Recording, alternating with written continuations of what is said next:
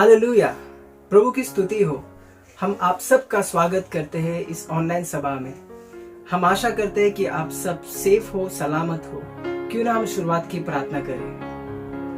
प्रभु, हम धन्यवाद देते हैं इस सुंदर से समय को देने के लिए। प्रभु, हम प्रार्थना करते हैं पिता परमेश्वर, जो भी हम वचन को सुनेंगे, स्तुति आराधना में पिता परमेश्वर जो अगुवाई होगी पिता, हम प्रार्थना करते हैं कि वो आपकी ओर से होने देना पिता परमेश्वर। हमें तो पिता परमेश्वर सिखा, चला और बड़ा पिता परमेश्वर। जो भी वचन होगा वो वचन के द्वारा पिता परमेश्वर होने देना आपका कार्य हमारे जीवन में पिता परमेश्वर। हम प्रार्थना करते हैं हर एक टेक्निकल चीजों को पिता परमेश्वर, नेटवर्क को पिता परमेश्वर स्ट्रांग रखना पिता, ताकि आपका वचन, स्तुति आराधना, आपकी उपस्थिति बना रहे पिता परमेश्वर। धन्यवाद देते इस मौके को देने के लिए, हर एक चीजों को देने के लिए प्रभु जी। यीशु मसीह के नाम से हम प्रार्थना करते हैं, आमीन। हालेलुया, प्रभु की स्तुति हो। क्यों ना हम इस समय स्तुति आराधना की ओर बढ़ेंगे। हम भाई शिवा का स्वागत करते हैं स्तुति आराधना के लिए। आमीन, हालेलुया, प्रभु की स्तुति हो। कैसे हो आप सभी लोग? तो आइए इस समय हम सभी लोग जिस तरह से इस ऑनलाइन सभा में मिले हुए हैं, उस परमेश्वर की स्तुति करें, उसकी आराधना करें। और भले कोई भी परिस्थिति हो, उसका वचन कहता है कि उसकी आत्मा हमेशा हमारे साथ रहती है, क्योंकि उसने एक पवित्र आत्मा को हमारे सहायक के रूप में हमारे साथ में भेजा हुआ है। तो आइए इस समय उसकी स्तुति करें, उसकी प्रशंसा करें और इस गीत को गाएं कि उसने दाखरस और तेल उंडेला है और हमारे जीवन को बदल दिया है। आमीन। तो इस गीत के दौरान हम उस परमेश्वर की महिमा करेंगे, उसकी स्तुति करेंगे इस समय।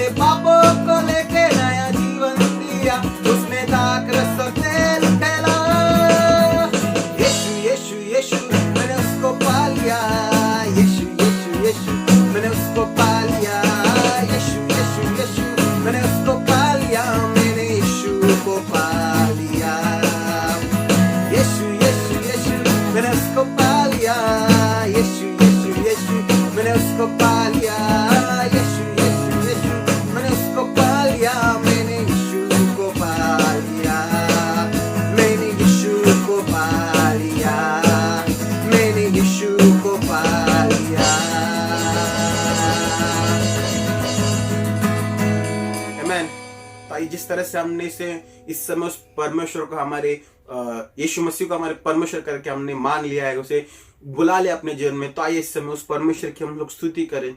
वही हमारा प्रेमी पिता है, वही हमारा प्रेमी परमेश्वर है जो हमसे प्यार करता है।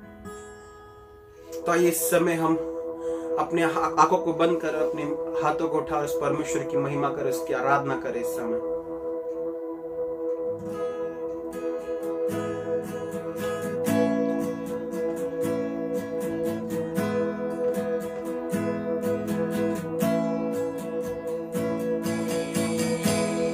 आइए इस समय उसकी आराधना करें, अपने आंखों को बंद करें, अपने हाथों को उठाए, उसकी महिमा करें।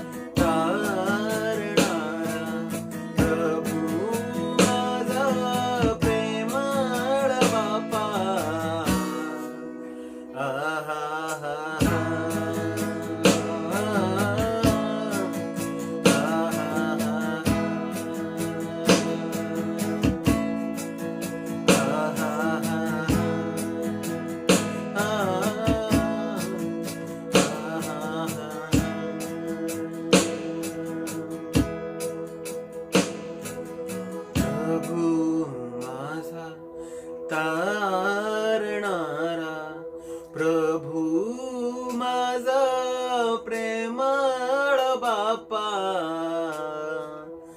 आहा हा हा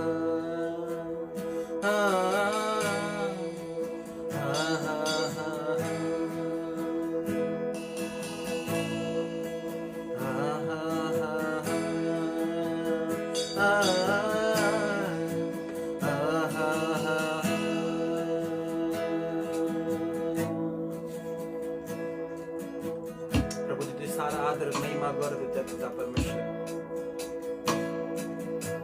तू योग्य है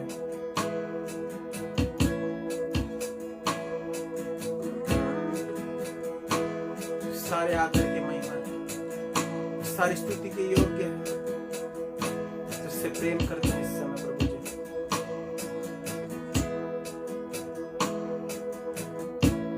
तेरा प्रेम हमें तेरी आधीन में रहना सिखाता है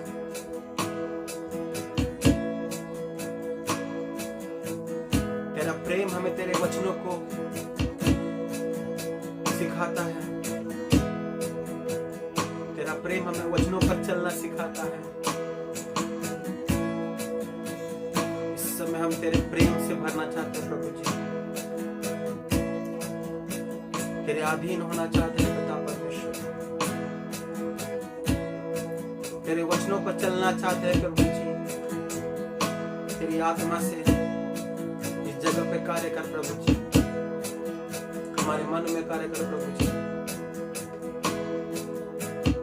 सारा आदर सारा महिमा सारा जलाल सिर्फ आप ही के नाम को देते पिता परमेश्वर इस प्रार्थना को तेरे पुत्र यीशु मसीह के नाम से मांगते पिता आमीन।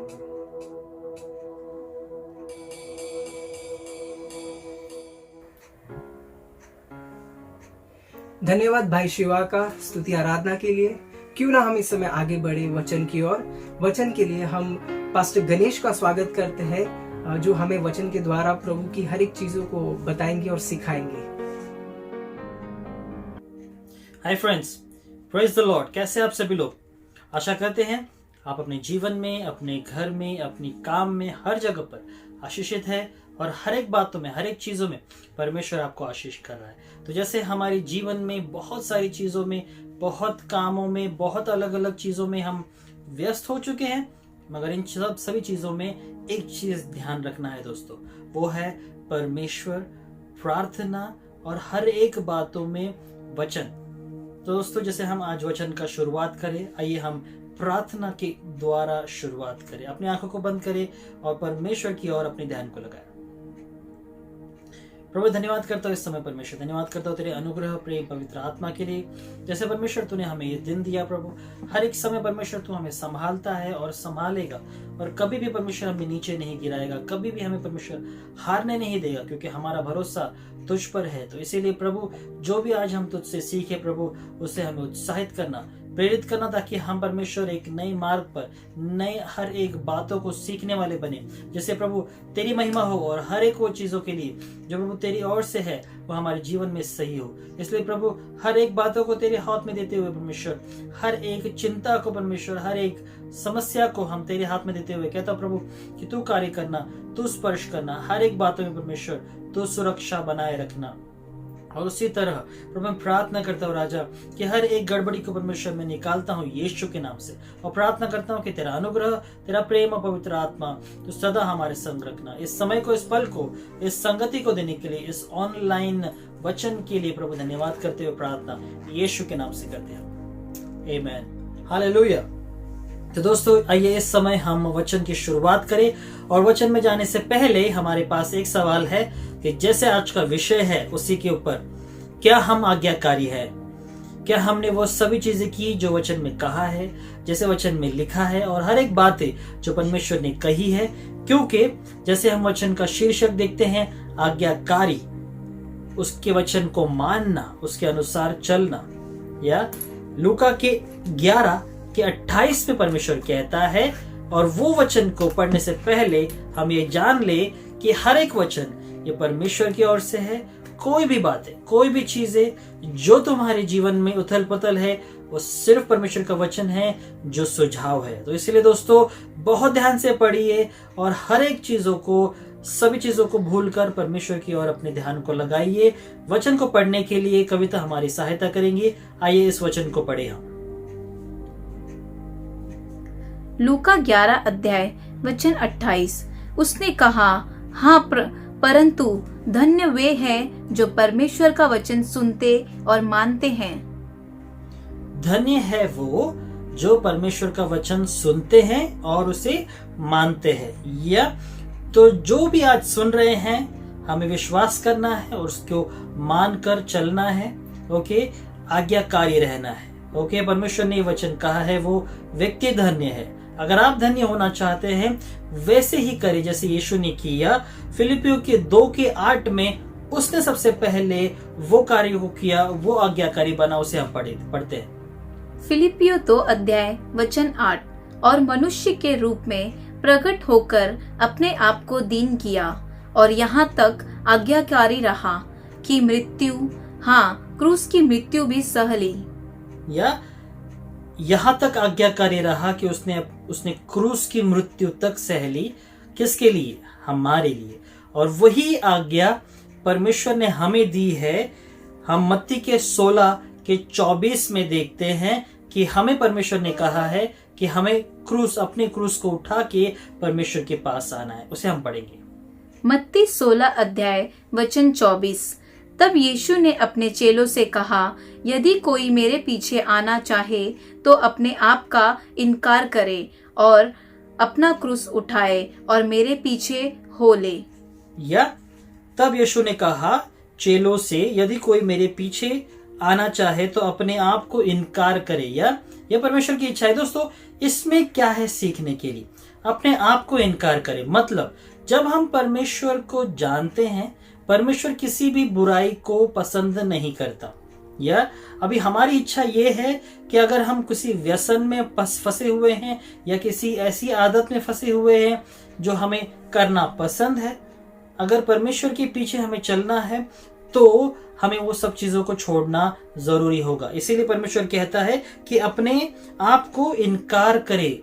या सबसे पहले अगर आप अपने आप को इनकार कर सकते हैं और अपने क्रूस को मतलब अपने सारे परेशानी को परमेश्वर की ओर लेकर आते हैं, वहीं पर परमेश्वर कहता है कि मैं तुम्हारे संग रहूंगा। और दोस्तों याद रखना है, जैसे हम अपने संसार में देखते हैं या कोई बड़ा व्यक्ति अगर हमारे साथ हो, ओके, तो उसके संग हमें चिंता करने की जरूरत नहीं कि हम हमारा खर्चा कैसे करेंगे, हम कहाँ रहेंगे, क्या हालत होगी, मगर ये भरोसा होता है कि वो व्यक्ति हमारा सब खर्चा उठाएगा, खाने का, हमारे आने जाने का, हम कहाँ रहेंगे उसका, और हर एक चीजों का। जैसे मान लो कहीं पर आप छुट्टियों के लिए जाते हो और आपका एक दोस्त है जो बहुत अमीर है, जो वो ये कहता है कि मैं हूं ना, डर मत, मैं सब चीजें संभाल लूंगा। वो हमें भरोसा हो जाता है कि हाँ चलो ये है, अगर कल को पैसे कम भी पड़ गए तो ये पूरा देगा। उसी तरह दोस्तों जब हमारे संग परमेश्वर रहेगा वो हमें किसी चीज की कमी होने नहीं देगा। वही बातें हमें समझना बहुत जरूरी है। हम अपने आंखों से तो देखते हैं मगर विश्वास नहीं कर पाते परमेश्वर के कामों पे, और वही चीज परमेश्वर यहाँ पे हमें बता रहा है। ओके, और वही कह रहा है कि जो कोई मेरे वचन को मतलब मेरी आज्ञा को मानेगा वो मुझसे सच में प्रेम करेगा। यूहन्ना के 14:15 में परमेश्वर यही कहता है, यदि तुम मुझसे प्रेम रखते हो तो मेरी आज्ञाओं को मानोगे।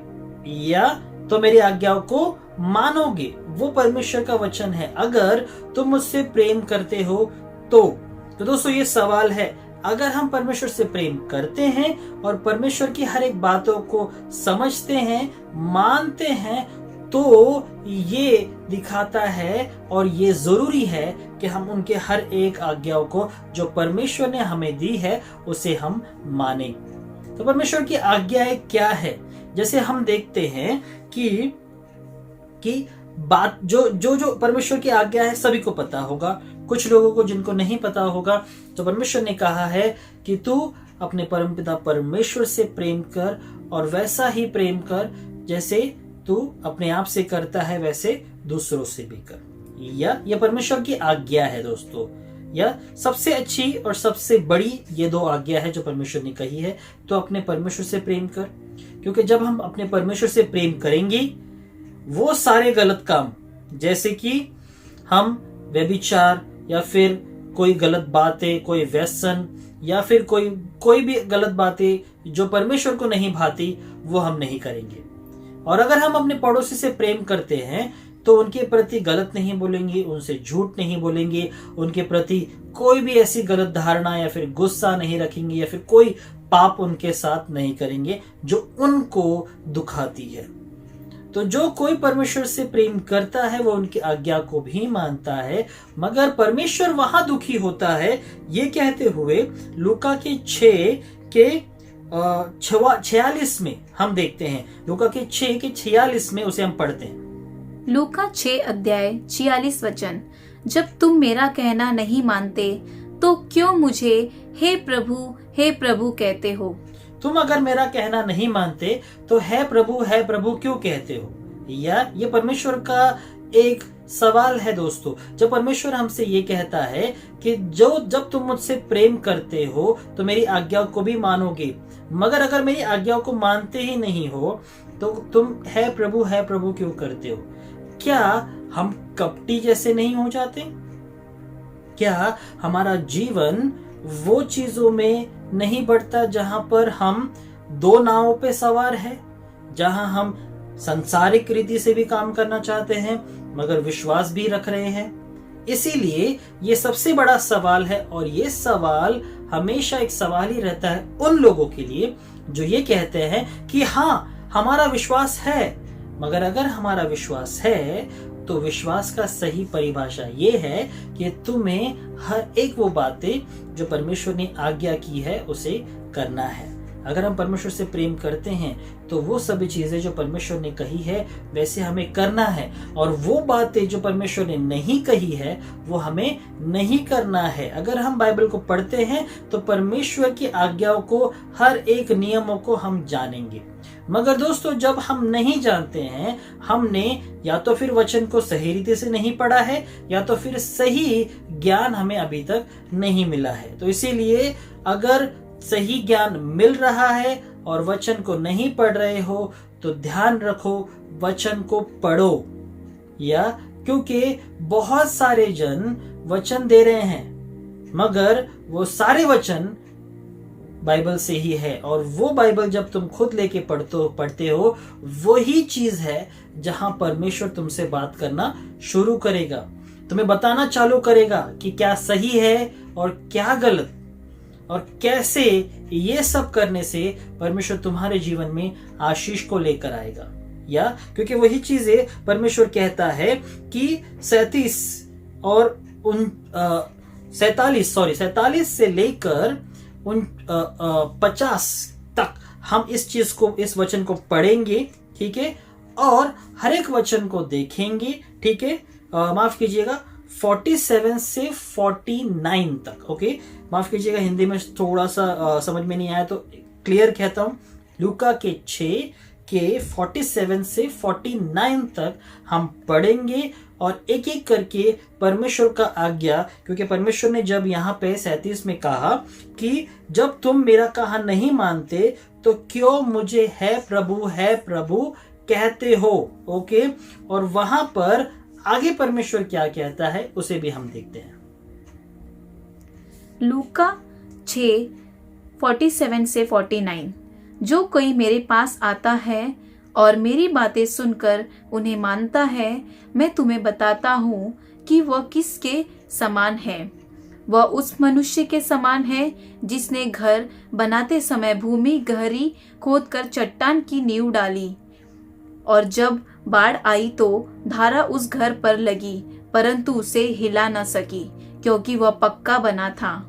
परंतु जो सुनकर नहीं मानता वह उस मनुष्य के समान है जिसने मिट्टी पर बनी नींव का घर बनाया। जब उस पर धारा लगी तो वह तुरंत गिर पड़ा और वह गिरकर सत्यानाश हो गया। या अभी यहाँ पर हम देखते हैं एक छोटी सी परिभाषा जैसे परमेश्वर ने कही, जो कोई मेरे पास आता है। ओके, अगर हम परमेश्वर के पास आते हैं और मेरी बातें सुनकर उन्हें मानता है, वो ऐसा होता है कैसे, जो मनुष्य वो मनुष्य उसके समान होता है जैसे उसका वो घर बनाता है ऐसी भूमि पर जो गहरे गड्ढे को खोदकर चट्टान, मतलब एक बड़े से समझ लो एक ऐसा नींव बना लेता है। ओके, जैसे आज हम बिल्डिंग के कंस्ट्रक्शन में देखते हैं कि वो एक बड़ा सा खड्डा पहले खोदते हैं और वहां पे सीमेंट डालते हैं और उसके थ्रू वो एक नींव बना देते हैं, जिससे आज हम देख रहे हैं कि जब बड़ी बड़ी तूफान आती है या बारिश होती है तो इतनी बड़ी बड़ी बिल्डिंगें भी नहीं हिलती। वही परमेश्वर ने कहा है कि वो व्यक्ति उस समान होगा कि उसका घर तूफान आ जाए कहीं पर भी नहीं हिलेगा। मगर ऐसा व्यक्ति जो सुनकर, ठीक है, नहीं मानता, ओके, जो मेरी सुनकर नहीं मानता, वह ऐसा होगा कि मिट्टी पर अपने घर को बनाएगा। ओके, मिट्टी पर सिर्फ अपने घर को ऐसे बनाएगा जैसे कि हमने एक बक्से को रख दिया हो। अभी जब हवा आएगा, तूफान आएगा, वहां पर वो उसको उड़ा ले जाएगा। तो उसका नींव नहीं है, उसका बुनियाद नहीं है। तो दोस्तों, हमारे जीवन में भी ऐसी ही चीजें होती है कि जब हम परमेश्वर के लिए हाँ कहते हैं मगर उसके अनुसार नहीं चलते, मगर मतलब हमने हाँ प्रभु मैं करूंगा और उसके बाद हम उसे नहीं करते, हम वैसे जैसा परमेश्वर ने कहा है वैसे नहीं करते, तो परमेश्वर कहता है कि वो व्यक्ति ऐसा होगा कि जो सिर्फ अपने घर को ऊपर ऊपर बनाएगा और जब समस्या आएगी और जब ऐसे परेशानी आएगी, वो हमेशा यहाँ वहां अपने घर को हिलता हुआ देखेगा, या और फिर ऐसा समय आएगा कि वो पूरी तरह से नाश हो जाएगा। फिर हम दोष लगाएंगे परमेश्वर के ऊपर कि प्रभु मैंने तुझ पर विश्वास लगाया। मगर दोस्तों, ये सोचो, हमने विश्वास लगाया मगर क्या सच में उसके अनुसार किया? नहीं, हम दो नाव पे पैर रखकर संसार की रीति से भी कर रहे थे और परमेश्वर के अनुसार भी कर रहे थे, और वहीं पर हम डगमगा रहे थे। और जब हम डगमगा रहे थे, वहां बहुत सारी चुनौतियां जब हमारे पास आ रही थी, हम पूरी तरह से गिर गए, क्योंकि वचन के अनुसार हमने किया ही नहीं। हमने वचन को पढ़कर उसमें विश्वास योग्य नहीं बने, उसको हर एक चीजों को माना नहीं। परमेश्वर ने जो कहा है हम सिर्फ सुने और सुन के छोड़ दिया। मगर जैसे हमने पढ़ा कि हमें ना कि सिर्फ सुनने वाले मगर करने वाले भी बनना है, तो हम आशीषित होंगे। तो परमेश्वर हमें कभी हिलाएगा नहीं, कभी हमारे घर को गिरने नहीं देगा। हालांकि हम एक और फ्लोर बांधेंगे, इतना आशीष करेगा, या ये परमेश्वर का वचन है और ये वादा है परमेश्वर का, वो देगा। और उसी तरह परमेश्वर ने भी किया। क्या यही वादा, यही परमेश्वर ने इच्छा कि प्रभु की ही इच्छा मैं पूरी करने आया हूं, मेरी खुद की नहीं। ये परमेश्वर की इच्छा है कि वो तुम्हें आशीषित करे। यूहन्ना के 6:38 में हम देखते हैं उसे। यूहन्ना 6:38, क्योंकि मैं अपनी इच्छा नहीं वरन अपने भेजने वाले की इच्छा पूरी करने के लिए स्वर्ग से उतरा हूँ। या मैं अपने भेजने वाले की, मतलब उस पिता की जो परमेश्वर ने तुम्हें बनाया है, जिसने यीशु को हमारे लिए मरने के लिए, कि हम उसके मर जाने से हमें हमारा उद्धार हो, स्वर्ग का मार्ग खुले, वो परमेश्वर की इच्छा है। और वही इच्छा को पूरी करने के लिए यीशु मसीह आया, और यीशु मसीह के ही द्वारा हम स्वर्ग जा सकते हैं दोस्तों। या ये याद रखना है कि परमेश्वर ने जब अपनी खुद की इच्छा नहीं की, उसकी इच्छा की जिसने उसे भेजा है, मतलब परमेश्वर की इच्छा उसने पूरी की। तो हम यहाँ पर रहकर अपनी इच्छा के ऊपर क्यों इतना ज्यादा जोर देते हैं, क्यों इतना सोचते हैं और ये समझते हैं कि जो हम कर रहे हैं वो सही है, मगर हम ये नहीं सोच पाते कि जो परमेश्वर कह रहा है वही सही है, वैसे ही करना है। मगर हम हालात को लेकर थोड़ा एडजस्ट करते हैं, हालात को लेकर थोड़ा बहुत सोचते हैं, मगर विश्वास कम। है ना, विश्वास है, हम विश्वास कर रहे हैं, हम सब कह रहे हैं कि हम विश्वास कर रहे हैं, मगर क्या सच में हम विश्वास कर रहे हैं? अगर हम विश्वास कर रहे हैं तो विश्वास का जीवन हमारे द्वारा दिखना चाहिए। या तो वही परमेश्वर ने हमसे कहा है कि वो हमारा सिर्फ एक ड्यूटी, मतलब हमारा सिर्फ एक काम नहीं है, मगर हम उसको प्रेम से करते हैं। यूहन्ना 14:25, माफ कीजिएगा, यूहन्ना का 14:23 हम पढ़ेंगे। यूहन्ना 14:23। यीशु ने उसको उत्तर दिया, यदि कोई मुझसे प्रेम रखे तो वह मेरे वचन को मानेगा और मेरा पिता उससे प्रेम रखेगा और हम उसके पास आएंगे और उसके साथ वास करेंगे। आमीन, हालेलुया। तो वो प्रेम के द्वारा ही ये सब चीजें होनी जरूरी है। और दोस्तों, वही बात है जो परमेश्वर ने हमसे कही है, परमेश्वर ने हमें आज्ञा दी है। ये आज्ञा क्या है उसको हम देखते हैं मत्ती के 22:36 से 40 तक। मत्ती 22:36 से 40। हे गुरु, व्यवस्था में कौन सी आज्ञा बड़ी है? उसने उनसे कहा, तू परमेश्वर अपने प्रभु से अपने सारे मन और अपने सारे प्राण और अपनी सारी बुद्धि से प्रेम रख। बड़ी और मुख्य आज्ञा तो यही है, और उसी के समान यह दूसरी भी है कि तुम अपने पड़ोसी से अपने समान प्रेम रख। ये ही 2 आज्ञा सारी व्यवस्था और भविष्यद्वक्ताओं का आधार है। ओके, यही 2 आज्ञाएं परमेश्वर ने हमें दी है।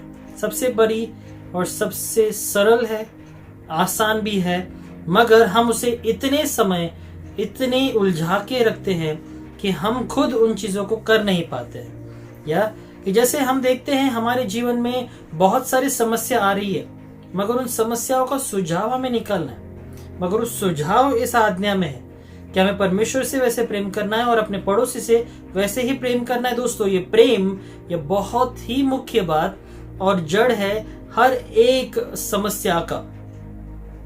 जो जड़ परमेश्वर होगा, वहां हर एक समस्या निकल जाएगी। या ये प्रेम ही है हर एक समस्या को जड़ से उखाड़ने के लिए। माफ कीजिएगा, जो मैंने पहले कहा था कि ये प्रेम ही जड़ है, नहीं, प्रेम के वजह से ही हर एक जड़ जो गलत है वो सब उखड़ के बाहर आएगी। वहां पर परमेश्वर कार्य करेगा, वहां पर परमेश्वर हर एक चीजों को संभालेगा। मगर दोस्तों, ये याद रखना जरूरी है कि परमेश्वर ने जो आज्ञाएं हमें दी है उसमें हमें आज्ञाकारी बने रहना है, और जब हम आज्ञाकारी बने रहते हैं वहीं पर परमेश्वर कार्य करता है। तो दोस्तों, आज्ञाकारी के इस सत्र में हमने सीखा है कि परमेश्वर ने हमारे जीवन में क्या आज्ञा को दिया है, परमेश्वर किस तरह हमें उन चीजों को संभालने के लिए कहता है। अगली बार हम उनके अलग अलग बातों को देखेंगे कि परमेश्वर की आज्ञा रखना उतना महत्वपूर्ण क्यों है, ऐसी कौन सी बातें हैं। उसके लिए याद रखें, ये पहला जो सत्र है और ये जो पहली शुरुआत हम कर रहे हैं उसमें बहुत जरूरी सही रीति से चलना हमारे लिए बहुत जरूरी है। या तो जरूरी चीजों को पहले करें कि परमेश्वर की आज्ञाओं को माने, परमेश्वर से वैसे प्रेम करे और वैसे ही अपने पड़ोसी से प्रेम करे जैसे परमेश्वर ने कहा है, और उसी तरह हर एक बातों को समझ कर आगे बढ़िए। क्योंकि अगर आप समझ नहीं रहे हो तो आप शायद से आगे नहीं बढ़ पाओगे, मगर अगर बिना सोचे समझे आगे बढ़ोगे तो शायद समस्या होगी। इसीलिए इन चीजों को याद रखें और इन चीजों के अनुसार करें। तो परमेश्वर आपको आशीष करे। इस समय हम प्रार्थना से समाप्त करेंगे। आइए अपने आंखों को बंद करें। प्रभु, मैं धन्यवाद करता हूँ इस समय कि परमेश्वर जैसे हमने तेरे परमेश्वर इस सत्र को देखा, परमेश्वर आज्ञाकारी होना। प्रभु, मैं प्रार्थना करता हूँ कि हर एक वचन को जैसे हम सुने उसको माने और उसको मानकर आगे बढ़े राजा, ताकि परमेश्वर तेरी इच्छा हमारे जीवन में पूरी हो, तेरी वचन हमारे जीवन में कार्य में आए, ताकि प्रभु कभी भी हमारे जीवन में कोई समस्या ना हो, वरन तेरी पवित्र आत्मा हर एक बातों से, हर एक चीजों से हमें भरते जाए। तेरी आत्मा से, तेरी पवित्रता से, पवित्र लहू से हर एक चीजें परमेश्वर जो हमारे लिए तूने रखा है वो हमें हम पाते जाए उन चीजों को, और उसी तरह हर एक चीजें हमें मिलती जाए राजा, ताकि प्रभु किसी भी चीज में परमेश्वर पूछ न रहे, वरन सर रहे, पीछे नहीं रहे, वरन आगे रहे, और वहां पे परमेश्वर तेरी कार्य को हम आगे बढ़ाए राजा। इसलिए प्रभु धन्यवाद देते हुए, समय को, इस पल को देने के लिए धन्यवाद करते हुए, सारी महिमा तुझे देते हुए प्रार्थना यीशु के नाम से करते हैं, आमीन। आमीन। तो दोस्तों, परमेश्वर आपको आशीष करे।